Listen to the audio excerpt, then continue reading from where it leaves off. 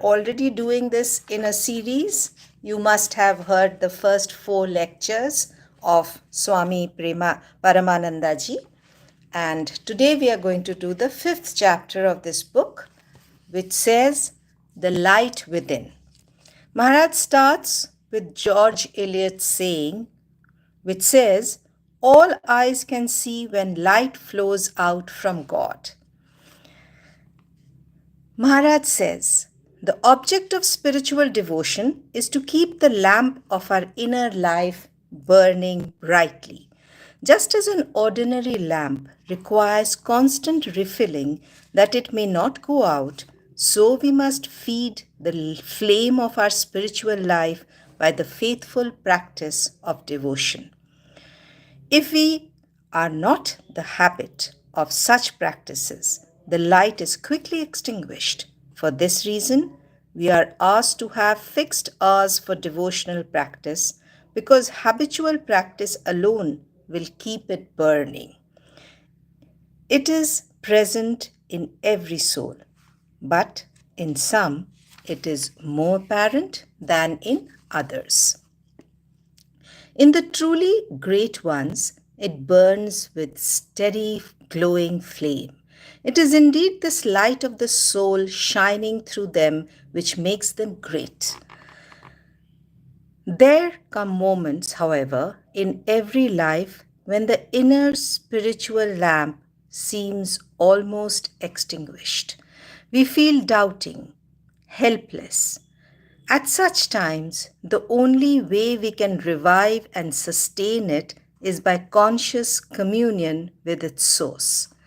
Actually, this light has no limit except that which we put upon it by our own thoughts and actions. When we remove these self-created limitations, we find that at once it gains in power and we no longer feel ourselves in the darkness. We must strive, therefore, to make God a reality and learn to sustain this light within that it may never grow dim. First, we must trust in the divine. We must believe God to be more potent than material things, and we must be willing to give ourselves to Him. But we cannot do this in a half-hearted way. We must give ourselves wholly, and when we do this, our trust grows. It is our scatteredness and complexity which makes spiritual things appear so unattainable. To the simple heart, they seem near and easy of access. Perfect trust, however, cannot rest on hearsay. What others tell us of God can never give us unshakable faith. We must prove Him for ourselves. But before we reach that point, we need perseverance and patience, for we shall have to cross over many obstacles. If we show any faint-heartedness or weakness, we cannot attain the highest. When, however, we are determined to go on with our spiritual life and resolutely trust in God for guidance, He sees our effort and comes to our aid. It does not matter how many times we fail, we must still push on. Some people become frightened at once and are thrown off their path because they meet with a little opposition. But in reality, opposition is a great blessing because it fortifies our character. If we cannot stand a little jar, how can we strengthen our will? That man is a strong man who can grow through all the calamities of life unmoved. Anyone can be carried away by a little joy or a little sorrow, but he who meets all things with perfect calmness has a finer element in his heart. When we learn to base the whole structure of our life on the rock of truth, it does not matter what our conditions are. But it does matter very much that we remain loyal and ever devoted to the great cosmic spirit. If we do not, we are cut off from the source. When, on the contrary, we are firm in our devotion and pass through every test unshaken, then the light will shine brightly in us. God is never partial. His mercy and grace are constantly upon us, but we do not know how to retain them. They fall away like the rainwater that flows off a steep hillside. Only the lowly, trusting heart is able to retain the grace of God. Whenever we grow disturbed and begin to feel the injustice and misery of the world, we must always look within for the cause. When there is joy, all the world will seem full of joy. The only salvation to be found is in our own inner being. There alone shall we find the light as we live close to the heart of God. One of the signs of the spiritual growth is independence of external things. He who has true spiritual gifts maintains his independence no matter with what he is surrounded. The tendency of the worldly mind is to look first to material comforts, while the wise men make it their first effort to establish themselves in spiritual things. They never make the sacrifice of spirit to matter. We betray our habit of life and our attitude of mind by this. Whether we give the greatest importance in our daily lives to matter or to the spirit. Wholehearted desire forms the basis of all devotion. We must have single hearted longing for our idol, or we cannot be devoted. Yet, what is now only on the surface can be increased and strengthened. At present, with the majority of us, the spiritual plane seems vague because we have not made the effort to acquaint ourselves with it. But when we lay hold of the spiritual faculty within us and begin to cultivate that, then the things of the Spirit become real to us. Spiritual powers are as subject to culture as intellectual or physical powers. They can be developed so as to take a vital place in our life. It depends upon our mental attitude. Make God a reality, and the whole life becomes consecrated. When we live in touch with the Supreme Cosmic Being, our power is renewed every hour. Let us then lift our hearts beyond these limited conceptions of life, that they may breathe freely in the infinite expanse of God. Let us dedicate our thoughts and all our consciousness and unconsciousness, all activities which we do consciously and unconsciously, to Him. For when they are dedicated to the highest, they transcend all limitations. Let us try to make our heart and mind receptive and silence this constant play of ego which creates so much unrest in us. Let us surrender all our powers to the great power which abides within us and which should rule us at every moment of our existence.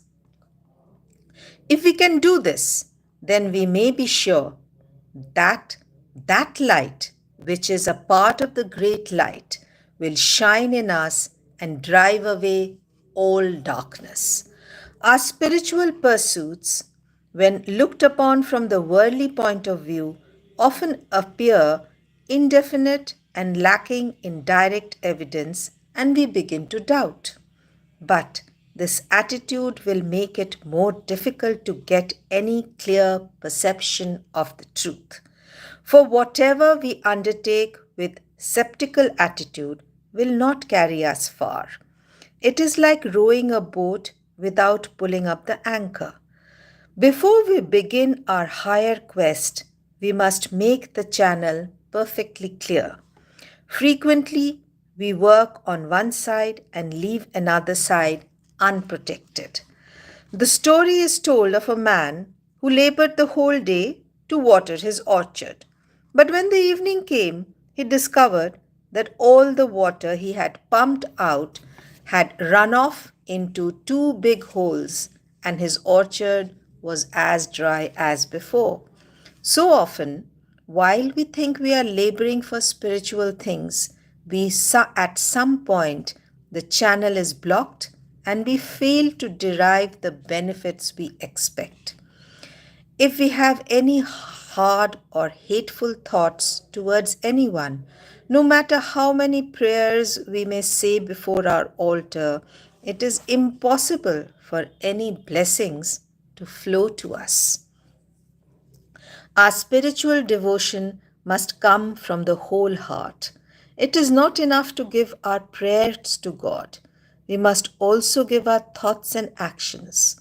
Our entire study is for this, to quicken us so that we may handle all our forces consciously and direct them into higher channels. We cannot possibly stop thinking or acting. We shall continue to think and act and perform our duties, but we shall do it with a different point of view. All our activities and thoughts will be consecrated and actually will be going towards and will abide by the higher power within us. We must take the same thought for our spiritual welfare as we do now for our material welfare. The concern we feel at present as to what we shall have for our body tomorrow or the day after, the same concern we must feel as to what we shall have for our soul. We must cultivate a genuine fervor as intense yearning for spiritual things. When our devotion is truly sincere, it will generate a great power, and through this we shall lift ourselves and unite ourselves with God. We must, however, first root out from the mind the false conception which makes us believe that our bodily life is the greater reality and that our material needs are of foremost importance. These ideas will fall away when we come to know the biggest facts of nature. And when we come to know the biggest facts of all, we cannot help but drop all littleness and selfishness. Then a sense of true spiritual consecration will rise spontaneously from the innermost recess of our being. At every hour, we must strive consciously and unconsciously. You must say, how can we strive unconsciously? If we strive earnestly through our conscious hours, then in the unconscious hours, our heart and mind will refuse to do anything unworthy. Thus, at last, our whole being will become attuned to the Supreme. We shall realize that we have come here not to work out our selfish ends, but to fulfill the will of God. Then all the baser instincts of our nature will be destroyed, and the light within will shine in its full glory. Here he ends with the poem. He says, O thou who art the soul of our souls, the light of all lights, the ever-living, the ever-unchanging one, our words of supplication, our prayer and thoughts go to thee. Manifest thy immeasurable glory to us. In all humility and surrender, we offer unto thee our devotion.